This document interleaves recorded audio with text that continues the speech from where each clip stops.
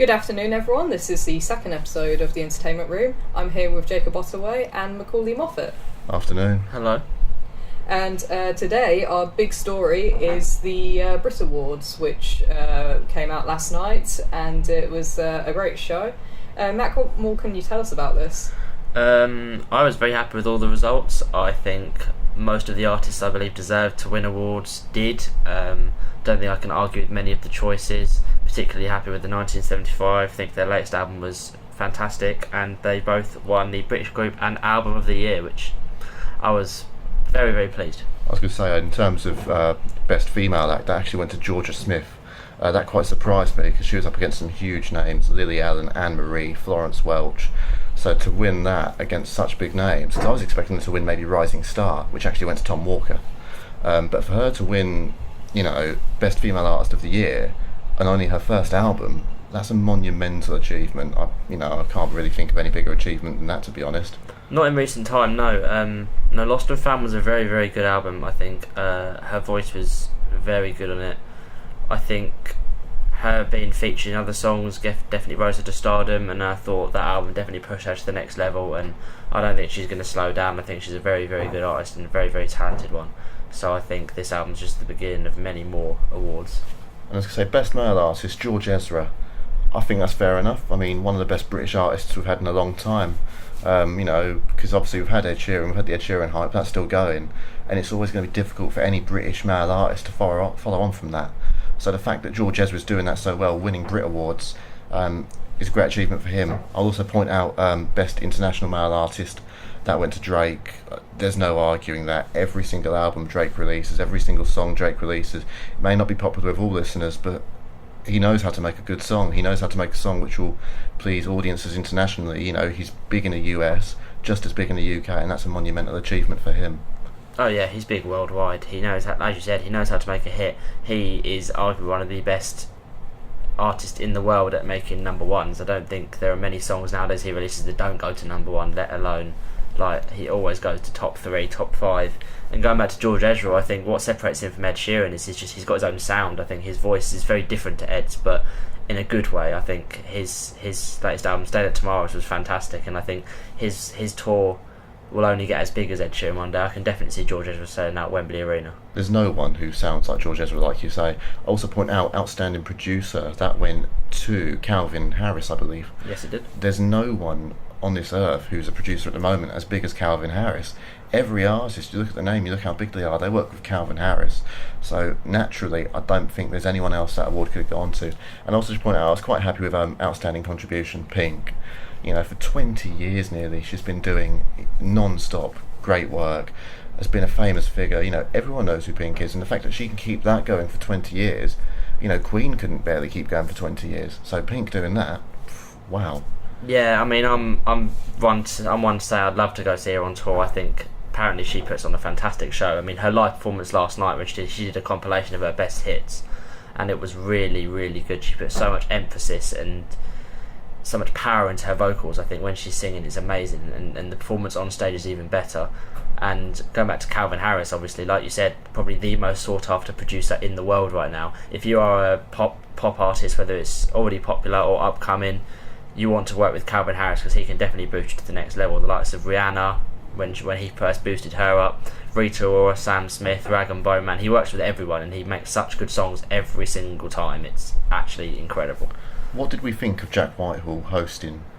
I thought he did a very good job. I think he did a very good job last year. I think maybe he was less controversial this year than he was last year, churning out probably less jokes than he did last year because he did get some backlash. But at the end of the day, he's a comedian, and I do think he is just having a laugh. I think you can't take many comedians too seriously in their views nowadays, because at the end of the day, that's what they're paid to do. They're paid to make people laugh. So whether it's jumping on a trend like making fun of Piers Morgan, or I don't really think half of the things they say they really mean. I just think they try to target the audience and make them laugh, and obviously families are watching around the world, so you've got to make them laugh. So he does that in a quite a standard way of making fun of Piers Morgan. I don't think Piers Morgan's that bad, but obviously targeting him, making fun of him, everyone's going to laugh, isn't they? So just run us through quickly the rest of the awards, the winners of the Brits. So, Critics' Choice went to Sam Fender. I think, although he's only released one EP, I think he's a very good choice. Yeah, that's fair, I'd say. I was going to say it was really going to be tough between him and Lewis Capaldi. Lewis Capaldi is another very good artist. I know his shows sold out really, really quickly the other day because he went on, his tickets had just released and they sold out pretty much instantly. As you said, George Ezra on British male, British female went to Georgia Smith. The 1975, I will just add another thing in about the 1975. I think they definitely deserve British group. I know obviously a lot of people are disappointed that the likes of Little Mix didn't win it. Gorillaz again, I think they're still churning out good music, but maybe not as good as they used to be. But I do think that the 1975 definitely deserved this award. I think whilst their second album, I'm not going to try and pronounce it because we'd probably use up the whole podcast. A Brief Inquiry into Online Relationships was a brilliant album, and I think a very good mix of some of their older songs, newer things, just nice sounding music. And Matty and the rest of the boys aren't going to be slowing down anytime soon. I think they're just about to go on tour in the rest of the world. They've already sold out the UK, so I don't think you can argue that the 1975 deserved that. And they also won Album of the Year, obviously, which I think was another great achievement for them. You look at the likes of the groups that won it in the past. I think the 1975 won it a couple of years back. You know, the likes of Coldplay have won it. I believe, who else? What's the name slips my mind. You're a fan of them, Jacob. I can't think of their name. If I think of them, I'll come back to them. I was going to say the other thing about the 1975 as well. They've just done a brilliant sellout arena tour, you know, and obviously, you know, every night was a fantastic night, and obviously they went viral on social media for fighting at my gig. But you know, honestly, you know, they're such a great British band, and it's something that we need to be proud of. Yeah. Carrying on with results. No, I definitely agree. Definitely a great British band. It's always good to have bands that are popular in Britain, obviously. International group, the Carters, not know much about them in my honest opinion. I think Jacob knows more. I was going to say, that doesn't surprise me. I mean, obviously, that Brockhampton, I thought were going to get it, but the Carters have been just on the same level as Brockhampton, really successful in the US, and they're starting to seep over into the UK as well, and make good leeway here. So I wouldn't be surprised to see something big from them in the next year or two. Yep, that's fair enough. International male we've already covered as Drake. British Breakthrough, Tom Walker, obviously, two we've covered. International female went to Ariana Grande. Now, I don't think there's much arguing this. I think her latest album just rose her to even more fame. I think she's arguably the most popular female artist in the world right now. Thank You Next will be the biggest song of 2019. I'll put my head on the line and say that now. I'm not a fan of the song. I'm not a fan of Ariana Grande, but that song, honestly, you can't get away from it, and actually that's all you need to do with a song. So I think that will be the top song of 2019. Oh yeah, it's catchy. Her vocals are very good. I think she's a very good singer. I think she's very talented. Obviously she had a couple of hits in the past, but I think this album has definitely rose her to even more power, even more fame than she already had, really, which is pretty impressive. Global success, Ed Sheeran. Don't think you can really argue that. There's no doubts in that. Ed Sheeran, I think, always wins at least one award at the Brits. If he doesn't, you think it's quite unusual. But global success, you look at his success, millions of sales, even more streams, billions of streams, in fact. Worldwide tour. I was lucky enough to see him on tour last year at Wembley. He's touring again this year. 2 dates in Leeds, and 4 dates in Ipswich, his hometown, Suffolk. Yeah, well, no, I'm going to his come home gig in Ipswich, and I think that'll be amazing. That'll be twice in 2 years I've seen him, and I think he's one of the songwriters of the generation. I don't think you can really argue it. Every song he writes is gold, basically, and I think this album, as he said last night, I think this album is the last 2 albums have been building something. I think Divide was really it. I think it was even popular in his last 2, and I'm actually worried to see how popular he will get, because I think his next album may be even bigger, which is hard to say. But I think after his worldwide tour, after he's done his shows in Ipswich, he needs a long rest, because I think he's done about 100 sellout shows worldwide. He's in Uruguay at the moment. He was in Uruguay last night, and he's got everywhere. He's done everything. There's nothing you can really say that he hasn't done at this point. Well, it's not even that as well. It's the film cameos as well. He's been in a film yesterday, which we talked about last week. That's coming out soon. Speaking of film, I think we should move on before we run out of time talking about the Brits. Me and Jess saw a film yesterday. Tell us about that. Yes, we went to go and see A Private War at the Curzon Cinema, which has only just opened in Colchester. It's an independent branch, and I really liked it there. It's quite classy. You've got jazz music playing as you wait for your film to come on. The film is about Marie Colvin, who was a war correspondent who died in 2012. 2012, Homs, Syria. in Syria. It's only just come out that it's been proven that she was targeted by the Syrian government for going in there to report it, despite them warning journalists not to come into the country. And she's played by Rosamund Pike, who I think is hugely underrated. I think her last great film was Gone Girl, in my personal opinion, which she absolutely just stole the show, and she did it once again in this. You've got Jamie Dormer playing the photographer she travelled along with. His name's Paul something. Yeah, and you got Tom Hollander in there as well playing the yeah. editor. I really like Tom Hollander in that, you know. Yeah, same, but I've just got to say that I feel like Rosamund Pike just completely stole away the show. She was absolutely phenomenal in this. I do recommend this film at the cinema. It takes place in the moment where she's in Sri Lanka, where she loses her eye after being attacked, to the moment of her death in Syria, and it's just like it's a roller coaster of emotion. It's really intense. Sometimes quite hard to watch because it kind of brings out the realism in war. But overall, I feel like it was a really effective film. Especially as, you know, aspiring journalists as well, you know, it's really difficult to watch to be thinking, you know, one day, goodness me, maybe yourself or someone you've worked with will be in that position. So it was a definite, you know, a lot to think about. On the journey home, I just couldn't get the film out of my head thinking about, goodness me, what a brave woman Marie Colvin is, and what a brilliantly made out film that was. Yeah, and it also kind of brought out the importance of war correspondence and how it's through their eyes that we actually know what's happening halfway across the world. So yeah, I definitely recommend this film. It's worth watching. It's worth knowing what Marie Colvin did for us in reporting on war conflicts. Moving on, there has been some news on the Oscars. Previously, they announced that they would not be showing cinematography, film editing, live action short, and makeup and hairstyling in the awards. That would be presented during the commercial break and then topped up at the very end of the show.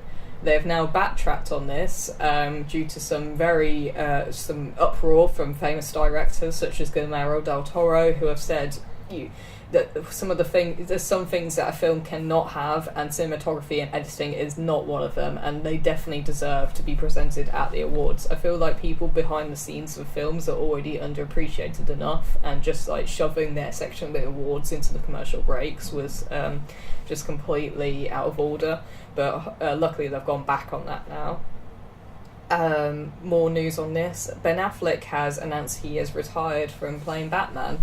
He started off in Batman vs Superman, and his last appearance was Justice League. Yeah, Justice League, and he was supposed to be directing, writing, producing, and starring in his own Batman film. But now I think it's due to his recent personal problems, he's decided to not do that anymore.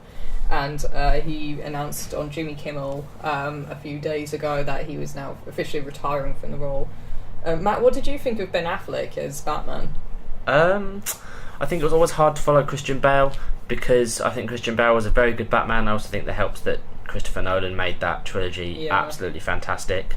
But I do think Ben Affleck held his own as Batman. I don't think he was too bad. I think he was a very dark Batman. I thought he was a very strong Batman in terms of the typical characteristics you find. Obviously Batman is probably the most loved character in the DC universe, and I think it's always difficult to play a character like that because the expectation from fans is so high. But I do think Ben Affleck did a sound job. I think I will miss him. I think I was looking forward to his solo film, especially with the likes of, if he fought the Joker, whether that would have been Jared Leto or whether that would have been someone else. I do think he will be missed as Batman. Whoever dons the cape next, I think, has some big shoes to fill after Christian Bale and Ben Affleck both did a very good job. I was going to say, talk to me about that, because you guys know a lot more about superhero films than me. Who is, if anybody, an adequate replacement for Ben Affleck? Well, personally, I felt Ben Affleck. I prefer Ben Affleck over Christian Bale because I felt like he filled the shoes of the rich posh boy turned vigilante at night better than Christian Bale, because obviously Ben Affleck just has that kind of like presence. Charisma, yeah, his charisma. You feel like he walks along the street and you think he is rich. He is Bruce Wayne. And but I'm just so disappointed because he's actually a really good director. One of my favourite films by him is Gone Baby Gone, which is like so dark and gritty. But I just kind of I definitely appreciate him more as a director than an actor. So yeah, I feel like someone definitely has some big shoes to fill. I can't actually think of anyone. Me neither, Jacob. I was going to say the same thing. Honestly, on the top of my head, I can't think of anyone. I mean, when they were deciding who to pick as Batman, Ben Affleck was not on my radar. But obviously, they usually pick good enough actors. So I trust whoever their decision will be. Whoever they choose, their decision will be a good one, and hopefully, whatever the next Batman film is, whenever it is, the person who does play Bruce Wayne will do a very good job. Maybe you can save the DC universe. Unfortunately, I don't think there's much saving that at the moment, but you never know. It takes a long time to build a cinematic universe. Marvel's been doing it for over 10 years, and now look where they're at. I think DC just tried to rush too much to catch up, unfortunately. In other news, Star Wars Episode 9 has finally finished filming. It's still not been named yet. J.J. Abrams shared a picture of Daisy Ridley, Oscar I don't know, Oscar Isaac and John Boyega on their last day of filming. It's quite an emotional picture.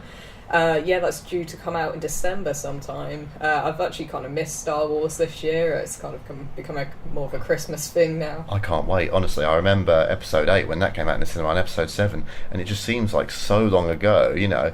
Back in the 1970s to 1980s, obviously everyone had the Star Wars bug. They wanted more episodes. Then obviously the prequels came out. Let's not talk about those. But these new episodes coming out, you know, I wasn't really a Star Wars fan until, you know, Episode 7. And now I'm absolutely on the hype train for Star Wars 9 to come out. So honestly cannot wait for that. It's going to have a lot to live up to. I personally have been a bit disappointed with the new trilogy, but I've really liked the anthology, such as Rogue One, and Solo wasn't too bad. But I still can't deny the amount of hype around it, even though I'm looking forward to it, even though I was disappointed by 7 and 8. But yeah, let's just see what J.J. Abrams can come up with. Yeah, I wasn't too disappointed with 7. I think 8 wasn't what I was after in a Star Wars film.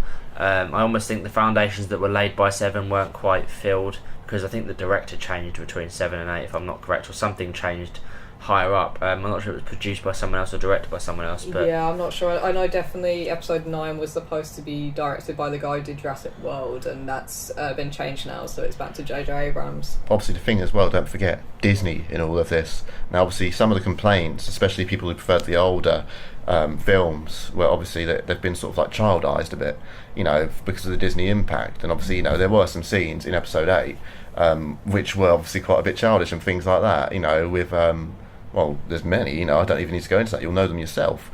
But I think that's a good thing, because, you know, that's how you're going to encourage your younger audience. Back in the 1970s, back in the 1980s, you wanted kids to be wanting to go and see Star Wars, to go and see their favourite actors flying through space, shooting villains. And now you want that again. And obviously, you know, it's got a strong woman, it's got a strong black man.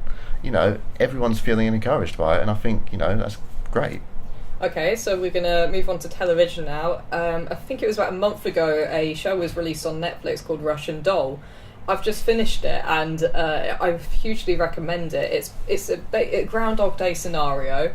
It features Natasha Lyonne, and basically she's celebrating her birthday, and she keeps on dying, and then it's being taken her back to her birthday party. So it's kind of like a Groundhog Day scenario where she's constantly stuck in this loop of being in her birthday, dying, then getting taken right back to where she started.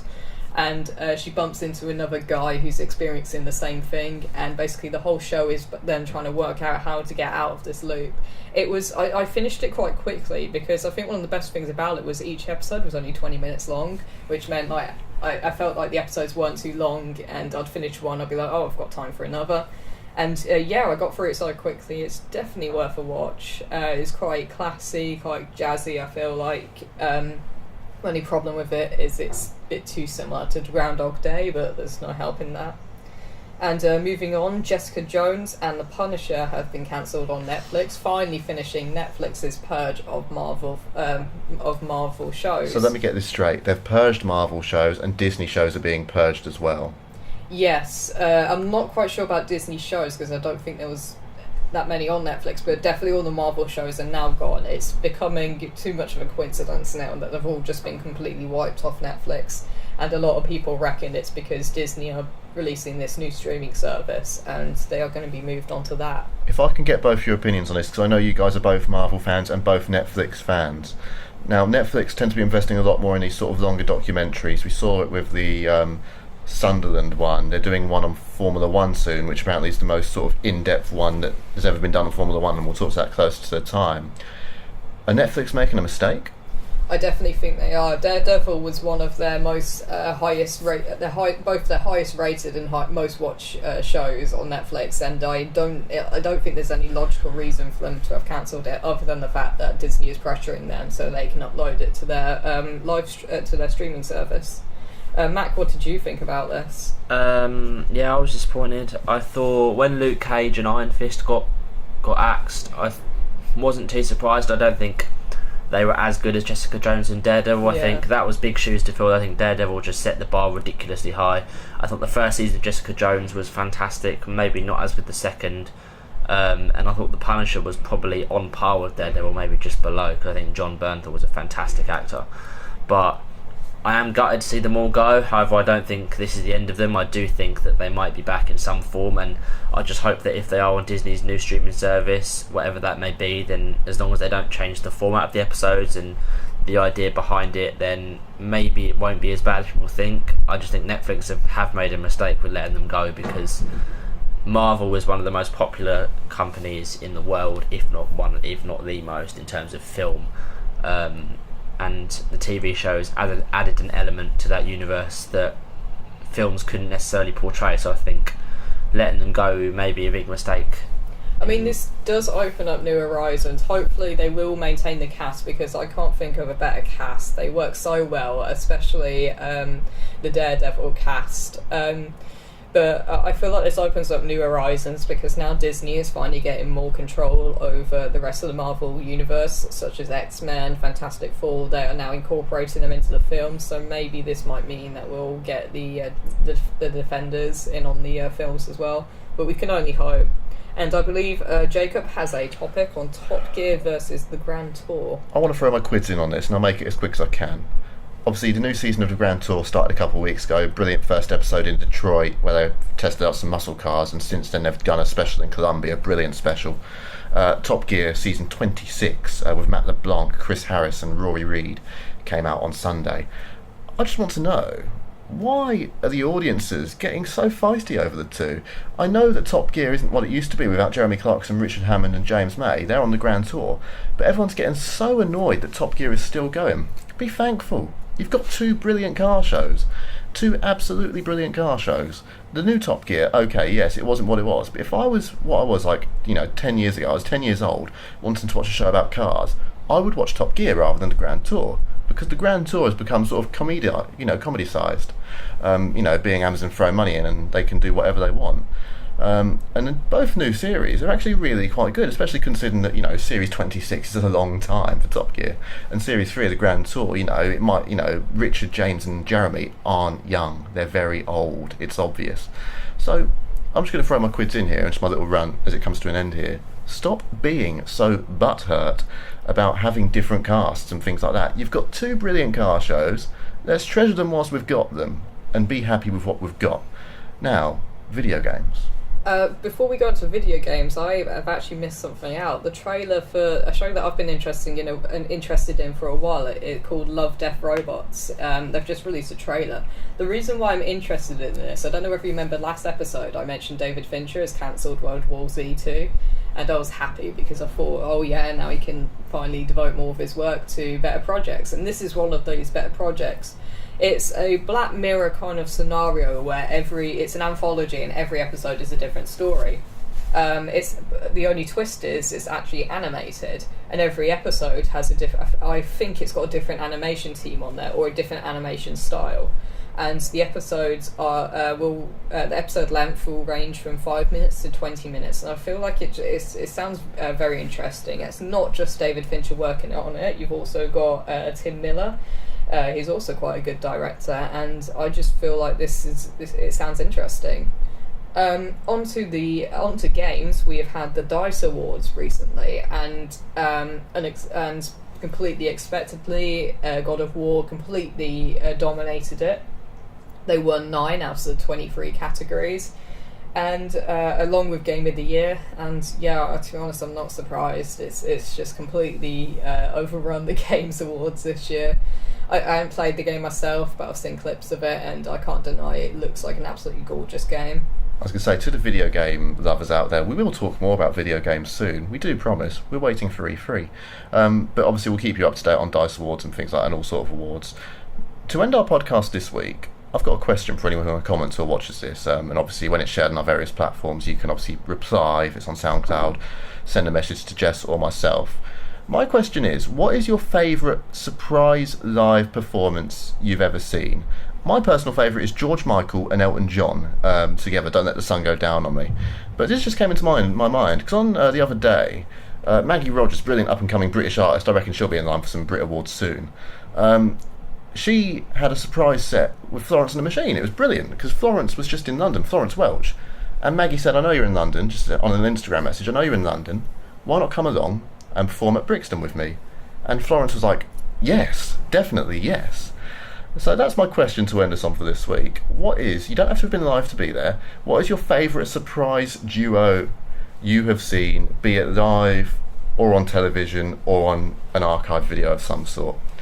That's the thing we'll leave you to think about for this week. And that is the end of episode 2 of the Entertainment Room. We actually managed to make the 30-minute mark this time. Yeet. I will be doing a full review on the topics mentioned, such as a private war and Russian doll, on my blog called just Clayton-Berry at wordpress.com. You can also find Mac and Jacob on social media, where you'll also find their blogs. And that is it for this week's Entertainment Room. Thank you for listening.